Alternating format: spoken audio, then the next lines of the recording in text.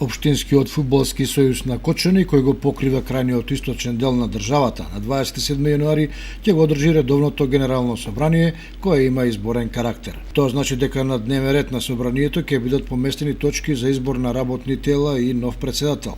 Неофицијално за функцијата председател во игра се двајца кандидати, и тоа Љупчо Георгиев и Владо Андов, од кој еден ќе го заземе местото на досегашниот Љупчо Папазов, кој си поднесе оставка.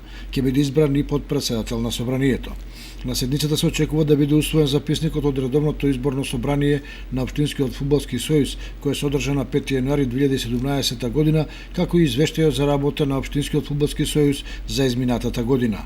Актуелни членови на управниот одбор на собранието, кој брои 9 члена, покрај председателот Папазов се Новак Андонов, Симеон Стоицов, Бранко Богатинов, Зоран Васевски, Маријан Јангеловски, Сашко Ангелов, Оливер Јовановски и Владо Андов.